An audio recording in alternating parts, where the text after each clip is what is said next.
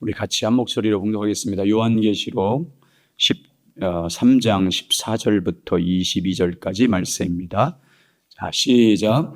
라우디아 교회 사자에게 편지하라. 아멘이시오. 충성되고 참된 증인이시오. 하나님의 창조의 근본이신 이가 이르시되 내가 내 행위를 아노니 내가 차지도 아니하고 뜨겁지도 아니하도다. 내가 차든지 뜨겁든지 하기를 원하노라. 내가 이같이 미지근하여 뜨겁지도 아니하고 차지도 아니하니 내 입에서 너를 토하여 버리리라. 내가 말하기를 나는 부자라 부유하여 부족한 것이 없다 하나 내 곤고한 것과 가련한 것과 가난한 것과 눈먼 것과 벌거벗은 것은 알지 못하는도다. 내가 내게 고나노니 내게서 불로 연단한 금을 사서 부유하게 하고 흰옷을 사서 입어 벌거벗은 수치를 보이지 않게 하고 안약을 사서 눈에 발라 보게 하라. 물은 내가 사랑하는 자를 책망하여 징계하노니 그러므로 내가 열심을 내라 회개하라.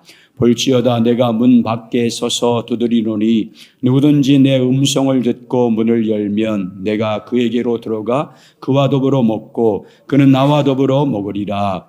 이기는 그에게는 내가 내 보좌에 함께 하기를 주기를 내가 이기고 보좌는 보좌에 함께 앉는 것 같이 하리라. 귀 있는 자는 성령이 교회들에게 하시는 말씀을 들을지어다. 아멘. 할렐루야. 오늘 우리 가운데 함께 하신 주님을 찬양합니다.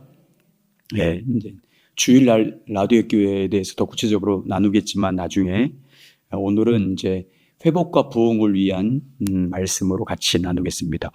느헤미야, 지난주에 느헤미야에 대해서 같이 잠깐 나누었는데 느헤미야가 회복과 부흥을 위한 중보기도를 시작하게 된 동기가 뭡니까? 뭐를 깨닫고 나서부터죠? 예루살렘 도성이 하나님의 도성인 예루살렘에 처한 현실을 깨닫고 나서부터입니다. 하나님의 백성이 어떤 처지에 있는지를 하나님의 관점으로 인식하고 나서부터 그때부터 회복과 부흥을 위한 기도를 하게 됩니다. 느헤미야는 하나니라는 사람을 통해서 예루살렘의 소식을 듣게 됩니다. 예루살렘 성은 완전히 파괴됐고 성문들은 다 불타 없어진 채 남아있는 소식을 듣습니다.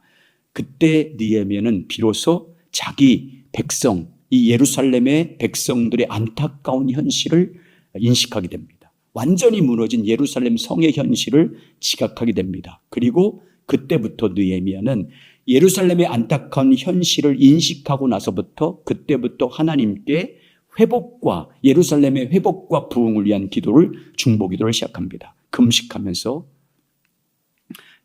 예루살렘 회복을 위한 기도를 하나님께 나가 기도합니다. 하나님의 회복과 부흥을 위한 중보기도를 하려면 이렇게 먼저 우리가 무엇을 인식해야 되냐면 우리가 개인적으로 영적으로 교회적으로 회복과 부흥을 위한 중보기도를 시작하는 진정으로 하는 자가 되려면 가장 먼저 무엇을 인식해야 되냐면 우리 각자의 영적인 현실을 인식해야 됩니다. 우리 교회의 영적인 현실을 인식해야 되고 내가 하나님 앞에 어떤 현실을 갖고 있는지 성령을 통해서 깨달아야 됩니다. 하나님의 관점으로 우리 자신이 어떤 영적 상태에 있는지 하나님의 관점으로 우리 교회가 지금 어떤 영적 상태에 있는지 깨달아 정확하게 인식해야 됩니다. 그래야 회복과 영적인 심각성을 가지고 부흥을 위한 기도를 시작할 수 있습니다. 자, 그러면 영적인 우리의 현실을 인식하려면 하나님의 택한 백성들과 교회가 또 하나님의 자녀들에게 가장 중요한 것이 무엇인지 알아야 됩니다. 왜? 그 중요한 것을 알아야 자기 현실을 볼 수 있기 때문에. 영적인 현실을 우리 교회든지 여러분 개인이든지 영적인 현실을 인식하려면 하나님의 택한 백성들, 하나님의 자녀들에게 가장 중요한 것이 무엇인지를 알아야 됩니다. 성경을 통해서. 여러분, 하나님의 백성에 있어서 가장 중요한 것이 뭡니까? 하나님의 임재입니다. 하나님의 임재. 하나님의 임재는 하나님께서 실제적으로 여러분과 저 가운데, 우리 교회 가운데 함께 거하는 것입니다. 하나님께서 실제로 하나님의 택한 백성들 가운데 교회 가운데 운행하시는 것입니다. 하나님의 사람들은 성경에 나온 하나님의 사람들은 하나님의 임재를 무엇보다도 소중히 여겼습니다. 이스라엘 택한 백성들이 왜 하나님의 백성이 됐습니까? 하나님이 임재하심으로 하나님의 백성이 된 거예요. 그래서 나는 너희의 하나님이 되고 너희는 내 백성이 되리라 이 말이 그 의미예요. 임재. 임재의 하나님의 백성이었어요. 모세를 보시면 하나님께서 젖과 꿀이 흐르는 가나안 땅을 이스라엘 백성들에게 주실 것이라고 말씀합니다. 천사를 보내서 그 땅에 거하고 있는 적들을 다 물리쳐서 그 땅을 기업으로 주겠다. 아브라함에게 약속한 대로 기업으로 주겠다고 말씀합니다. 그러나 하나님의 임재는 그들과 너희들과 함께 가지 않을 거다. 모세에게 그렇게 말합니다. 그러니까 모세가 하나님께 어떻게 하겠다고 말합니까? 하나님의 임재가 함께 가지 않으면 우리도 가나안 땅에 들어가지 않겠습니다. 하나님의 임재가 있는 이 광야에서 그냥 살겠습니다. 라고 대답합니다. 믿음의 사람들에게 있어서 그러니까 하나님의 임재를 잃어버리는 것은 모든 것을 잃어버리는 거예요. 우리가 교회 현실이 라오디게아 교회는 하나님의 임재가 철저하게 거쳤어요. 떠났어요. 그래서 오늘 라오디게아 교회에 나타나신 주님은 교회 문 어디에 있어요? 밖에 계세요. 자, 계시록 3장 20절 시작. 볼지어다 내가 문 밖에 서서 두드리니 누구든지 내 음성을 듣고 문을 열면 내가 그에게로 들어가 그와 더불어 먹고 그는 나와 더불어 먹으리라. 아멘. 예수님께서 교회 문 밖에 서 계신다. 그 말은 뭐예요? 라오디게아 교회에 하나님의 임재가 떠났다 그 말이에요. 문 밖이니까. 라오디게아 교회는 하나님의 임재가 없었어요. 떠난 교회였어요. 하나님의 임재를 잃어버린 교회였습니다. 그래서 하나님의 임재가 거침으로 하나님의 생명의 역사가 전혀 나타나지 않았어요. 하나님의 실제가 전혀 없었어요. 하나님의 임재가 거치니까 실제, 하나님의 생명의 실제, 하나님이 보호하신다든지 하나님이 치유하신다든지 하나님이 회복시켜 주신다든지 하나님이 우리의 기도에 응답하신다든지 하나님이 인도하시는 실제적인 역사들이 전혀 없었어요. 하나님이 그 교회 가운데 그 성도들 삶 가운데 임재하셔서 운행하시고 역사하고 있다는 열매들이 전혀 나타나지 않았어요. 임재가 거치니까. 하나님의 임재가 거쳤기 때문에 그들의 삶 속에서 어떤 하나님의 생명의 역사도 나타나지 않았어요. 실제가 없었어요. 하나님이 함께 하신 실제가 전혀 경험하지 못했어요. 우리 현실을 보려면 뭘 봐야 돼요? 임재가 있느냐 없느냐를 봐야 되는 거예요. 교회 나오는 거 이게 중요하지 않아요. 성경을 몇 번 읽었는지 중요하지 않아요. 성경 지식을 많이 읽었냐 이게 중요한 게 아니에요. 임재가 있느냐 없느냐를 보는 거예요. 여러분 개인적으로 교회적으로. 오늘날 영적인 우리 교회의 현실을 여러분 어떻습니까? 여러분의 영적 현실은 어때요? 우리 교회 여러분 삶 가운데 임재가 있습니까? 하나님의 임재를 경험하고 계신가냐고요. 하나님의 생명의 실제가 하나님이 함께 하신 실제들이 여러분에게 일어나고 있습니까? 오늘날 우리의 영적인 현실은 가장 큰 문제는 많은 교회 가운데 라오디게아 교회처럼 하나님의 임재가 없다는 거예요. 하나님의 생명의 역사들이 전혀 일어나지 않고 있다는 거예요. 성도들과 교회 안에. 여러분 오늘 우리날 성도와 교회의 현실적인 문제는요. 그냥 교회 성도가 몇 명 모이냐 이런 문제가 아니에요. 교회에서 어떤 새로운 프로그램을 도입해서 새로운 일을 시작할 그런 문제가 아니에요. 오늘날 교회와 성도들의 심각성은 본질적인 거예요.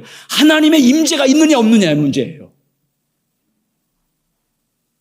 하나님의 생명의 실제가 나타나고 있느냐 없느냐의 문제예요. 그걸 볼 수 있어야 돼요. 그래서 내가 지금 현실이 주님 앞에 어떤 현실인지 그래야 회복과 부흥을 위한 기도를 할 수 있어요. 하나님이 나와 함께 하신 증거와 열매들이 여러분 경험하고 있는지를 보셔야 돼. 여러분의 현실을 보려면, 영적인 현실을 보려면 교회에 와서 찬양 인도하고 찬양으로 봉사하고 교사로 봉사하고 물론 해야 되지만 그게 본질이 아니에요. 하나님의 임재가 있느냐 없느냐예요.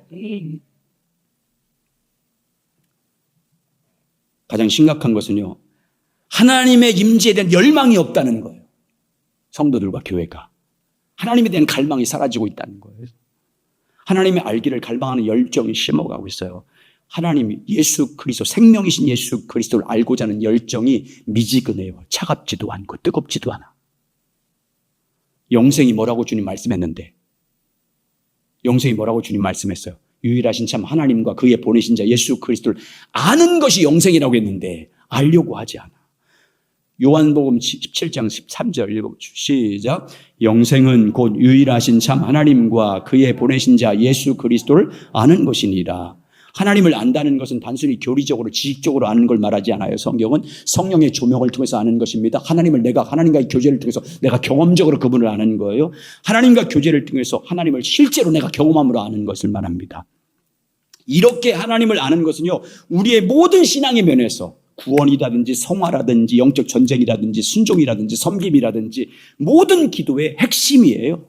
하나님을 아는 것은 모든 것이에요. 그래서 믿음에 신실한 하나님의 사람들은 오직 하나님을 알기를 갈망했어요. 하나님을 향한 열정이 뜨거웠어요. 주님의 임재를 갈망했어요. 시편 27편 4절. 자, 다윗의 고백만 살펴보겠습니다. 시작. 내가 여호와께 바라는 한 가지 일, 그것을 구하리니 곧 내가 내 평생에 여호와의 집에 살면서 여호와의 아름다움을 바라보며 그의 성전에서 사모하는 것이라. 주님의 임재와 주님의 영광 보기를 갈망했다, 그 말이잖아요. 시편 42편 1절. 시작.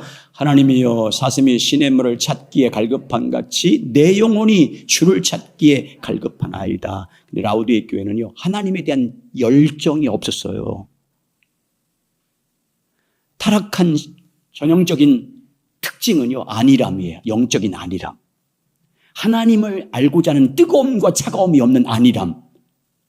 이것이 타락한 신앙의 전형적인 특징이에요. 뜨거움이 없는 거예요. 그래서 여러분, 하나님의 임재가 거쳤고 하나님의 생명이 전혀 나타나지 않은데도 불구하고 모든 것이 잘 되어가는 식으로 극심한 안일함 가운데 빠져들었어요, 이 교회는. 심지어 예수님께서 회개하지 않으면 그 입에서 토해버리겠다로까지 경고할 정도였어요.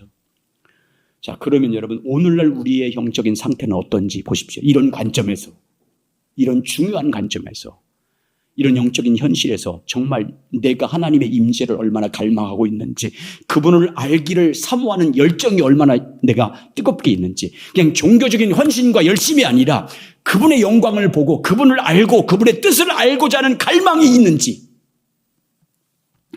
이게 없다면 종교적으로 헌신하고 의식을 행하는데 열심히 한다 할지라도 하나님을 향한, 하나님을 알고자 하는 하나님의 임재를 향한 갈망이 없다면 우리는요, 영적으로 라오디게아와 똑같은 교회예요.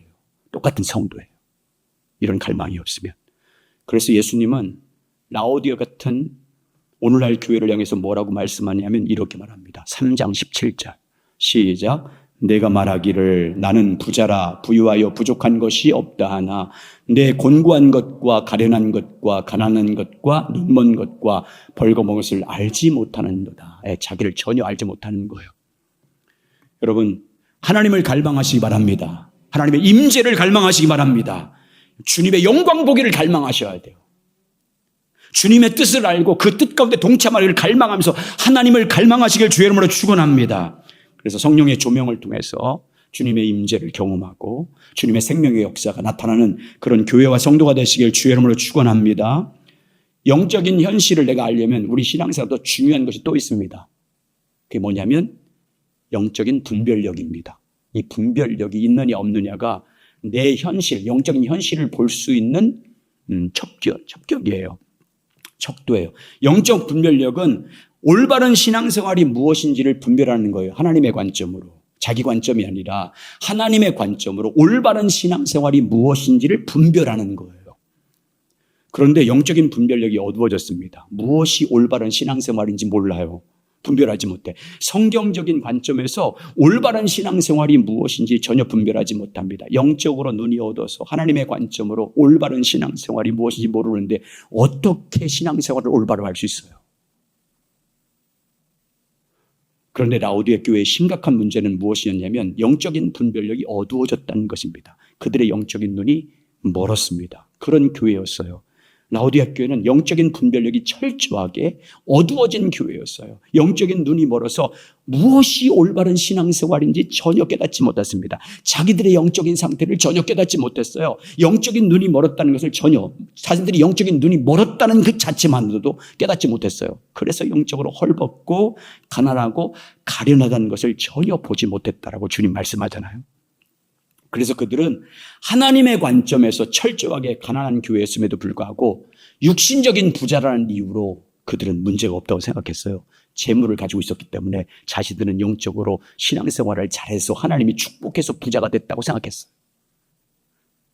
많은 재물을 갖고 있으니까 하나님이 우리를 신앙생활 잘하니까 복을 줘서 이렇게 세상적으로 부유한 자가 됐다라고 착각했어요.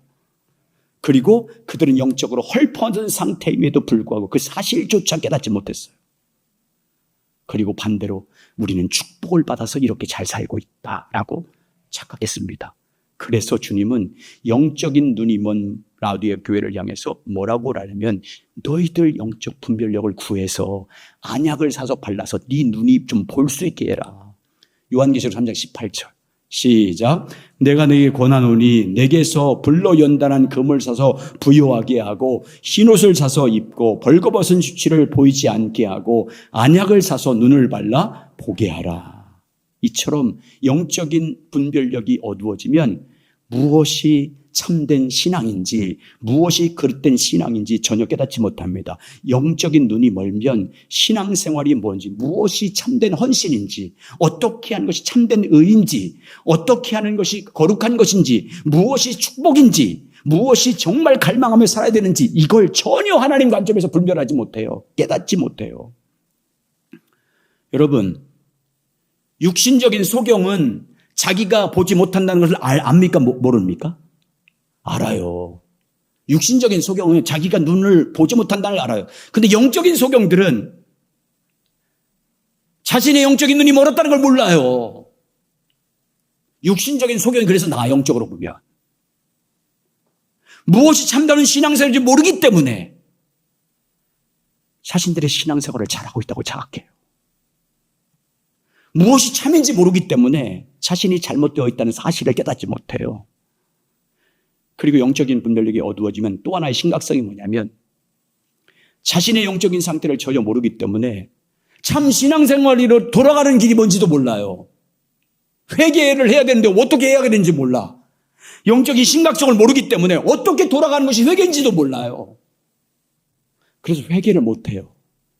회복을 위한 회개를 못해요. 부흥을 위한 기도를 할 수가 없어요. 하나님의 관점으로 자기의 영적인 현실을 인식하지 못하기 때문에. 그래서 하나님의 관점으로 영적인 자기 현실을 영적 분별력을 구해서 자기의 현실을 인식해야 그때 비로소 자기를 알고 자기의 영적인 상태가 지금 어떤지를 알고 하나님의 참 신앙의 본질 가운데 돌아가기 위한 회복과 부흥을 위한 기도를 시작할 수 있는 거예요.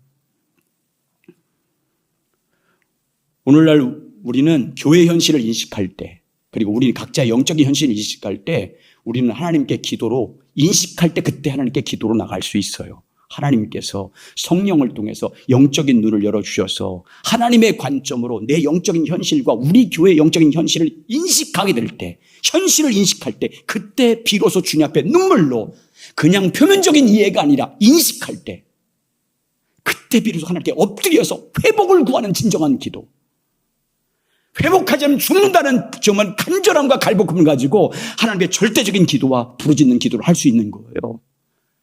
영적 분별력과 자기 현실을 깨닫는 게 얼마나 중요한지 몰라요. 이게 인식하는 게. 하나님께 긍휼을 구해야 될 줄 믿습니다. 그래야 철저한, 그러면 회개를 하라고 해도 회개를 하게 돼요, 스스로. 자, 종교개혁 한번 보겠습니다. 마틴 루터의 종교개혁을 보시면, 원래 마르틴 루터는 신부가 아니었어요. 법학도였어요. 법학도가 되기 위해서 공부를 하고 있었어요. 대학을 다니고 있었어요. 에르푸르트라는 곳에서 대학을 다니고 있었어요. 근데 그러던 중에 1505년 7월 2일에 자기 집에 고향에 들어갔다가 그 학교가 있는 에르푸르트라는 곳에 돌아오는 길이었습니다. 가까이 왔을 때, 자기 기숙사에 가까이 왔을 때 갑자기 무시무시한 벼락이 옆에 쳤어요. 벼락이 쳤습니다. 그래서 그 자리에 꼬꾸라졌어요. 그때 죽음을 직감하고 그때 살려주시면 제가 수도사가 됐습니다. 신부가 돼서 수도 생활하겠습니다라고 기도했어요. 서운한 거예요. 그리고 나서 15일 지난 7월 17일 날 에르푸르트에 있는 아우구스티누스 수도에 바로 들어갑니다. 그 벼락 맞고 나서부터 바로 들어가요. 그리고 사제가 되는 그는 그때부터 열심히 수도 생활을 하기 시작합니다. 매일같이 생각나는 죄들을 반복적으로 계속 회개하기 시작합니다. 그리고 중요한 성지를 돌아다니면서 어떻게 하면 의롭게 될 것인지 몸부림치면서 몸으로, 심지어 어떻게까지 하냐면 그 무슨 성당인지 이름 모르겠는데 거기는 성당까지 올라가는 길이 유리 조각을 다 깔아놨어요. 그 맨 무릎으로 걸어서 올라가는 거예요. 왜? 구원받기 위해서. 그렇게 올라갔어요. 그런 생활을 했어요. 그런데도 마음에 평안이 없었어요. 구원의 확신이 없었어요.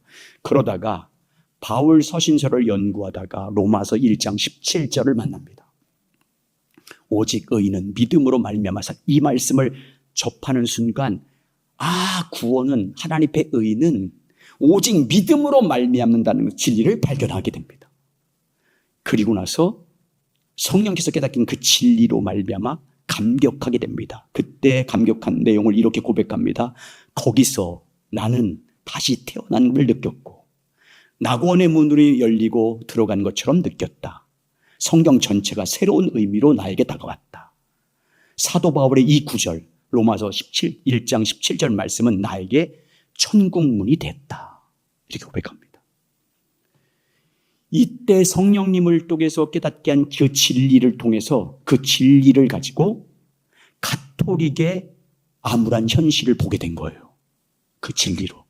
성령이 깨닫게 하신 그 진리의 말씀을 통해서 거짓 복음으로 가득 찬 로마 가톨릭의 현실을 보게 됩니다. 그래서 1517년 10월 30일 날 종교개혁한 날이잖아요. 그날 비텐베르크 대성당 정문이 아니라 부속 건물인 그 건물 앞에 95개의 가톨릭의 문제점을 쭉 기록해서 붙입니다. 그걸 성전문에 붙여요.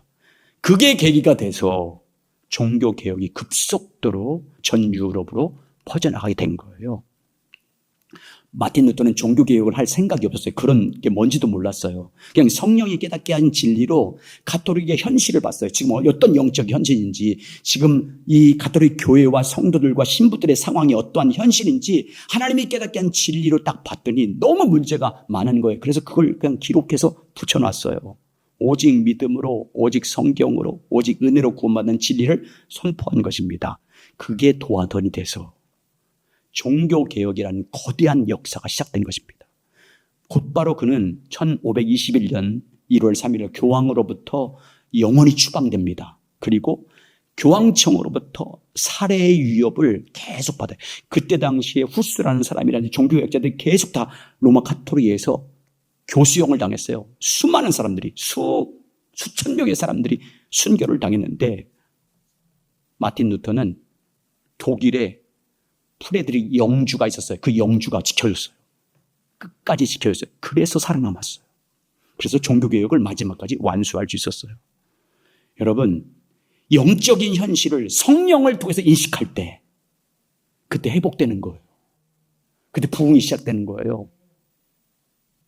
마틴 루터처럼 영적인 교회의 현실을 정확하게 인식할 때 하나님의 회복과 부흥을 위한 행동을 할 수 있어요. 내가 진정한 회개를 할 수 있어요.